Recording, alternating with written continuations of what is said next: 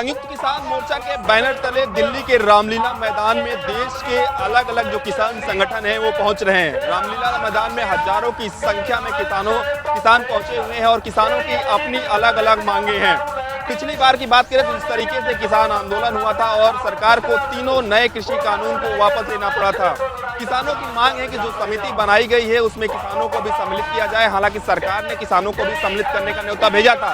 इसके अलावा किसान कह रहे हैं कि जो फर्जी केस किसानों पर किए गए हैं सरकार उसको वापस ले। इसके साथ ही किसानों की कहीं ना कहीं ये भी रणनीति है कि चूंकि बजट का दूसरा चरण चल रहा है, संसद सत्र चल रहा है, तो किसानों की जो मांगे हैं, चाहे एमएसपी पर लिखित गारंटी की बात करें, उसको मनवाया जा सकता है। सरकार पर एक तरीके से इस आंदोलन से, इस प्रदर्शन से दबाव भी बनाया जा सकता है। कांग्रेस कार्यालय पे कर्मचारियों ने आज एकाएक उग्र होकर के तालाबंदी कर दी है। तालाबंदी इस वजह से की गई है क्योंकि वहां के 4 कर्मचारियों को हटा दिया गया है। 3 कर्मचारियों को फिलहाल कारण बताओ नोटिस जारी करते हुए उन्हें तत्काल प्रभाव से हटा दिया है और 1 कर्मचारी को सीतापुर ट्रांसफर कर दिया है। ये सारे कर्मचारी जो हैं लिपिक के पद पे तैनात थे। ऐसे में गेट पे ताला लगने की वजह से ना तो कोई नेता अंदर जा पा रहा है और ना ही कोई बाहर आ पा रहा है। सबसे बड़ी वजह है कि गेट पे ताला लगने की वजह से नेताओं का कार्य जो है भी बाधित हो रहा है। ऐसे में कर्मचारियों का साफ तौर पे कहना है कि जब तक हमें बहाल नहीं किया जाता है तब तक हमारी मांगे इसी तरह चलती रहेंगी और हम धरना प्रदर्शन आदि इत्यादि करते रहेंगे। ऐसे में कर्मचारियों नेताओं के अंदर अब क्या कुछ करने की या फिर इन कर्मचारियों को क्या अब बेहाल करेंगे या फिर वो कर्मचारी फिर से उसी तरीके से धरना प्रदर्शन करते रहेंगे। फिलहाल गेट पे तालाबंदी का माहौल बना हुआ है। कांग्रेस के मामले में समाजवादी पार्टी के विधायक इरफान सोलंकी की आज कानपुर कोर्ट में पेशी थी, लेकिन अधिवक्ताओं के हड़ताल के चलते उनकी पेशी नहीं हो सकी और 23 मार्च उनको तारीख मिल गई है। अब 23 मार्च को इरफान सोलंकी फिर से कोर्ट में आएंगे, उनकी पेशी होगी। लेकिन इसके बाद जब नीचे उतरे तो उन्होंने मीडिया से बात करते हुए इरफान सोलंकी ने बताया उनको साथ जानवर जैसा बर्ताव किया जा रहा है, ना तो उनको पेशाब कराने दिया जा रहा है। साथ ही उन्होंने कहा कि अखिलेश यादव तो उनके परिवार के सदस्य हैं, लेकिन मुख्यमंत्री तो योगी आदित्यनाथ है, शिकायत तो उनसे है और वह इस पूरी जो मामला है उस पूरे मामले को संज्ञान लें और जो उनको परेशान किया जा रहा है उस परेशानी को दूर किया जाए। फिलहाल आज अधिवक्ताओं के हड़ताल के चलते जब पेशी नहीं होती तो इरफान सोलंकी कहीं ना कहीं मायूस दिखे और उनका जो गुस्सा जो पिछली तारीख में भी सामने आया था वही गुस्सा इस बार भी देखने को मिला। अब देखने वाली बात यह होगी कि 23 मार्च को जब इरफान सोलंकी की पेशी होती है तो क्या होता है। इसके साथ ही इरफान सोलंकी के अधिवक्ता गौरव दीक्षित ने बताया कि इस पूरे मामले में जो माह रमजान शुरू होने वाला है उसकी सुनवाई अब वीडियो कॉन्फ्रेंसिंग के माध्यम से हो, इसकी एक एप्लीकेशन कोर्ट में डाली है। अब ऑर्डर आने के बाद ही स्पष्ट हो सकेगा कि उनकी जो एप्लीकेशन है उसे कोर्ट मंजूर करता है या नामंजूर। ज्ञानवापी के 3 मामलों में अलग अलग अदालतों में मुकदमे चलेंगे और जिसमें एक मुकदमे में फैसला आने की पूरी उम्मीद है। यदि बात हम इन 3 मुकदमों की करें तो इन 3 मुकदमों में पहला मुकदमा जिसमें फैसला आना है वो सभी मुकदमों को एक साथ करने की बात है, यानी 7 मुकदमे को एक साथ करने की बात है, एक कोर्ट में चलाने की बात है। दूसरा मुकदमा अधिकार को लेकर है जिसमें मुस्लिम समुदाय ने एक पिटीशन दायर किया है जिसपे अधिकार संरक्षण की बात है। उसमें 2 लोगों ने अपने आप को वादी बनाने के लिए याचिका डाली है, उसमें सुनवाई है। जबकि तीसरी सुनवाई इस बात के लिए है क्योंकि जितेंद्र सिंह बिसेन ने 4 महिलाओं ने उनके ऊपर वाद दाखिल किया है, ये कहते हुए कि उन्होंने पावर ऑफ अटॉर्नी के लिए न केवल ज़बरदस्ती उनसे हस्ताक्षर कराने की बात की बल्कि हस्ताक्षर कराने के लिए दबाव भी बनाया। तो ये तीनों मामले अलग अलग हैं, अलग अलग कोर्ट में हैं। समझा जा सकता है कि इन तीनों मामलों में 2 में तारीख पड़नी है, लेकिन एक मामला जो एक कोर्ट में 7 केस के चलने की है उस पर आज फैसला। हापुड़ में राज्यपाल का 1 दिवसीय दौरा।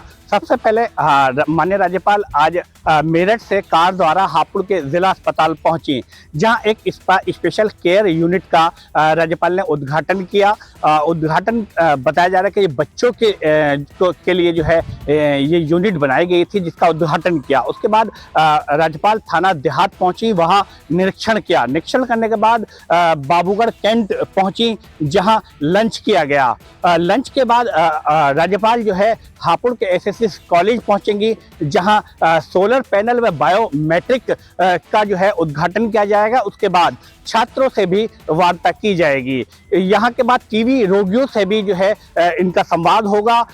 इसके बाद हापुड़ के पिलखवा पहुंचेंगी, जहां टेक्सटाइल सिटी का भी भ्रमण करेंगी और दिशा निर्देश देंगी। पिलखवा के बाद आनंदीबेन गाजियाबाद कार द्वारा हिंडन एयरबेस पहुंचेंगी।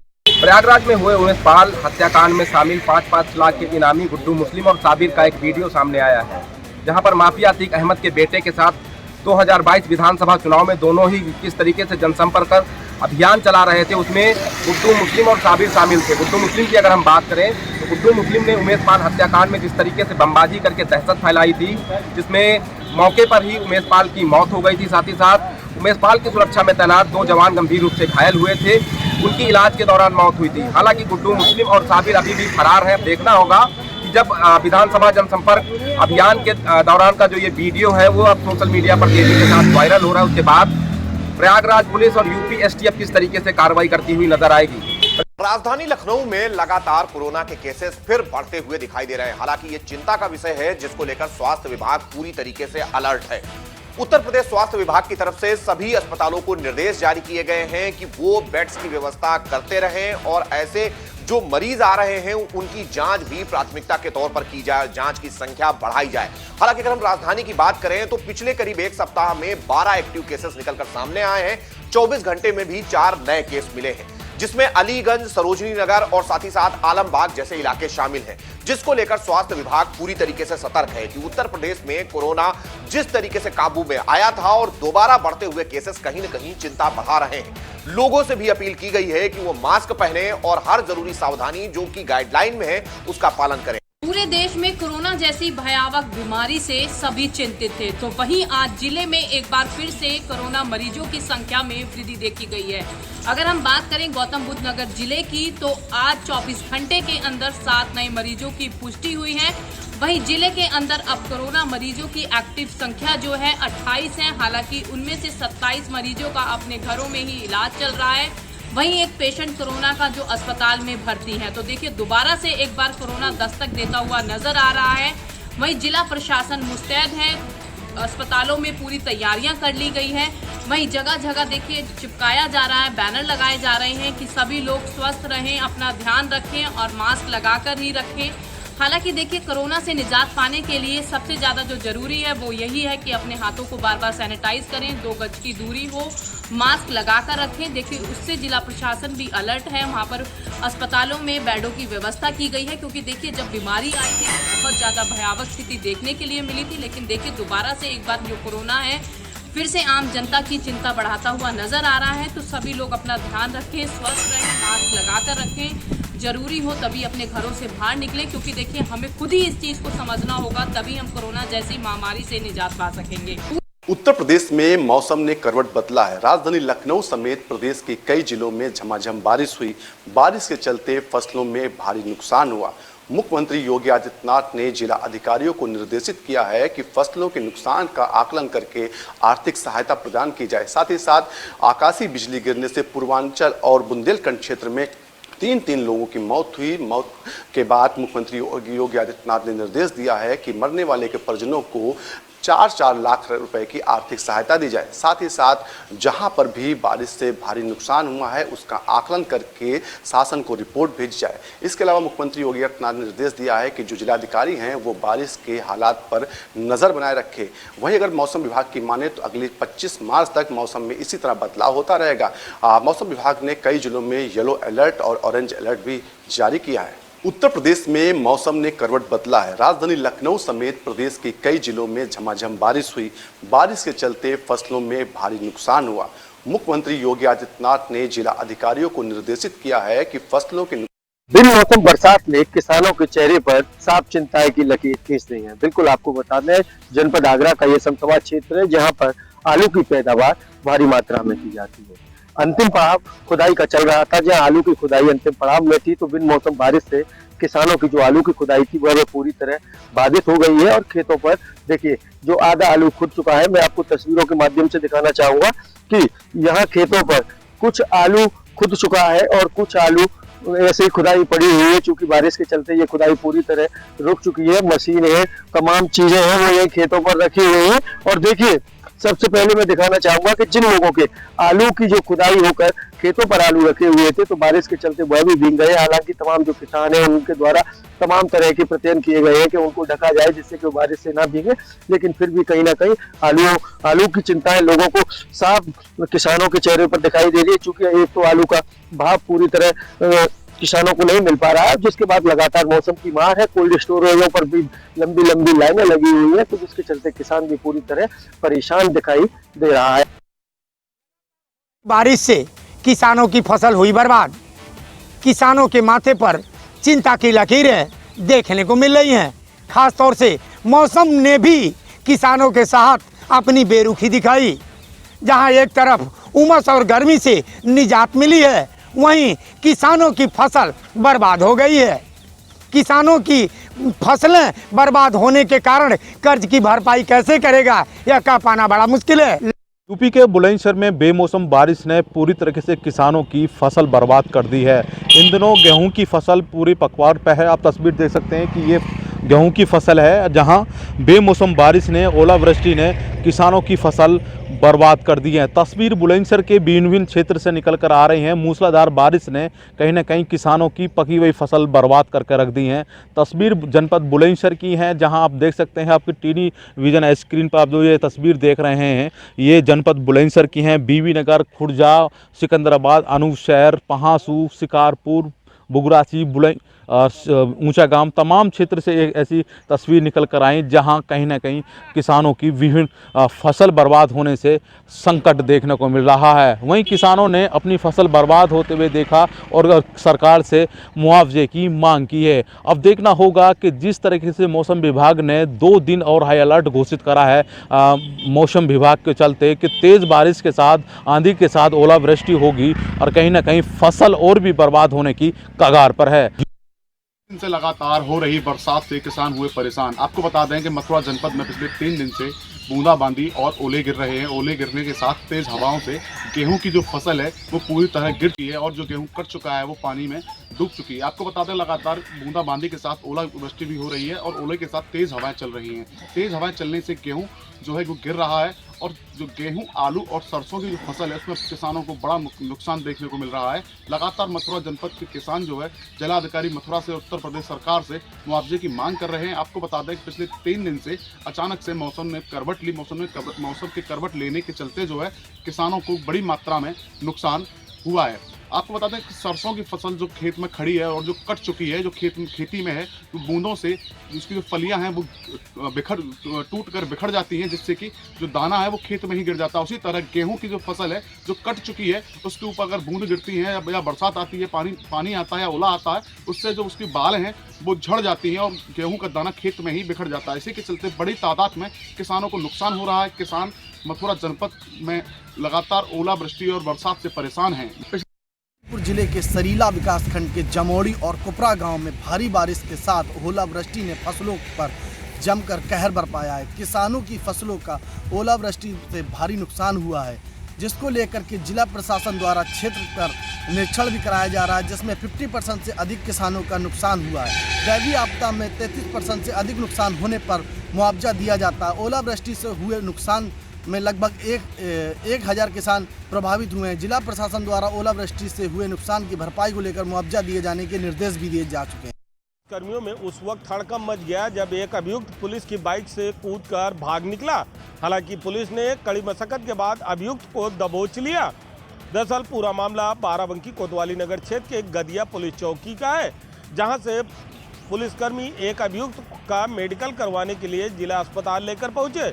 मेडिकल करवाकर अभियुक्त को पुलिस बाइक से लेकर कोतवाली नगर जा रही थी कि तभी लकपेड़ाबाग चौराहे के पास अभियुक्त पुलिस की बाइक से कूदकर भागने लगा, जिसके बाद आनन फानन में पुलिसकर्मियों ने बीचों बीच रोड पर बाइक को छोड़कर अभियुक्त का पीछा किया और कड़ी मशक्कत के बाद अभियुक्त को पुलिस ने दबोच लिया।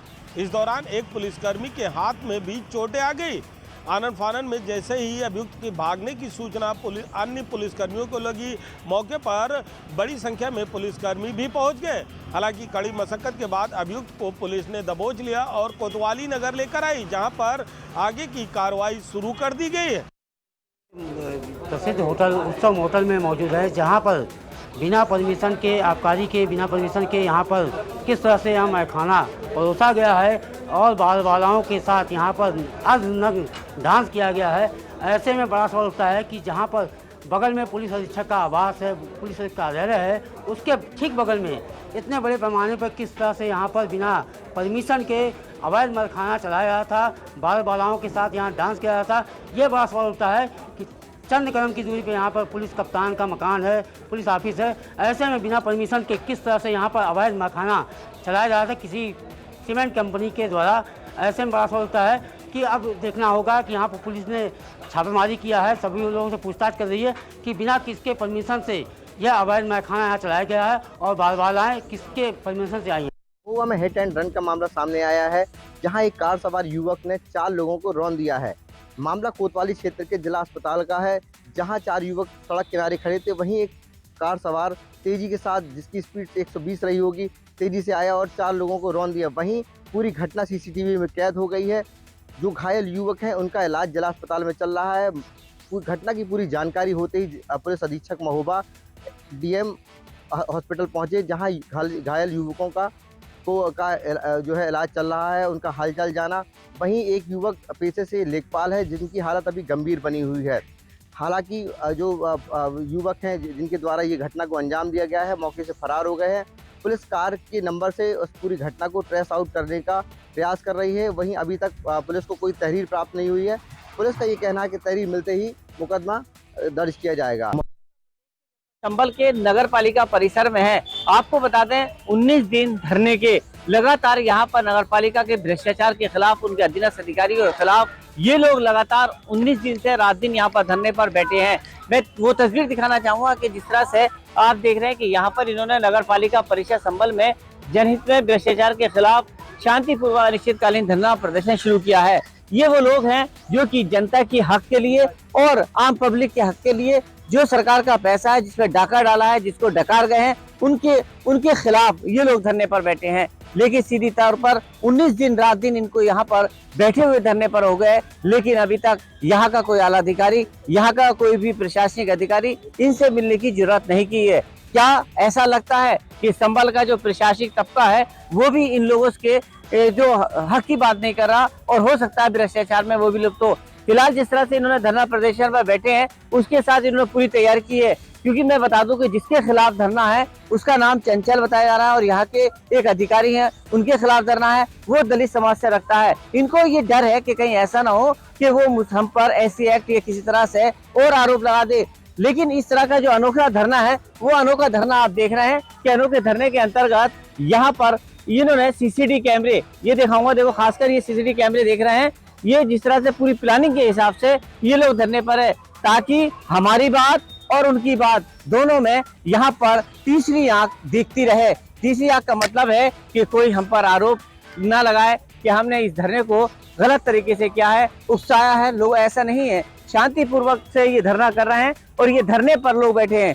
ये चेहरे वो चेहरे हैं जिन्होंने, आम जनता ने इनको चुनकर नगर पालिका की कमान संभाली और नगर पालिका में अपने हक की बात रखने के लिए व्यवस्था की। बल्कि नगर पालिका वो नहीं, बल्कि छोटी विधानसभा कहलाती है, जहां पर नीचे तबके से विकास का कार्य किया जाता है। ये विकास का कार्य वो होता है जो मोहल्ले में साफ सफाई व्यवस्था और दुरुस्त रखी जाती है, और ये पूरा लगातार कार्य करते हैं। लेकिन यहाँ पर 2,84,00,000 के आसपास यहाँ घोटाला किया गया है, और इस घोटाले की आवाज इन लोगों ने उठाई है। लेकिन इन लोगों ने लगातार कोशिश करें। फिलहाल इस बीच में कुछ सामाजिक संस्थाएं, भारतीय जनता पार्टी के नेता है, लेकिन अभी तक किसी ने कोई हक की बात नहीं की और ना ही कोई कमान संभाली है। फिलहाल ये लोग लगातार धरने पर बैठे हैं और धरने पर अपनी आवाज को बुलंद कर रहे हैं। अब क्योंकि आज 19 दिन धरने पर हो गए हैं, अब इनका कहना ये है कि अगर हमारी बात नहीं सुनी तो अब यही धरना भूख हड़ताल में तब्दील हो जाए। मामला हरदोई जिले के मल्लावा कोतवाली का है, जहां पर एक कलयुगी जेठ ने अपने ही घर में महिला और मासूम बच्ची को आग के हवाले कर दिया। सोते समय चारपाई में आग लगा दी, जिससे मासूम बच्ची की मौत हो गई और महिला का इलाज जिला अस्पताल में जारी है। महिला का पति लुधियाना में नौकरी करता है। हालांकि घटना की जानकारी मिलते ही मौके पर इलाकाई पुलिस पहुंची और जिले के एसपी राजेश द्विवेदी पहुंचे और मौका वारदात का मुआयना किया। हालांकि जो जेठ है वो मौके से फरार हो गया है। एसपी ने पूरी टीमें लगा दी हैं और जेठ की तलाश जारी है। मामला हरदोई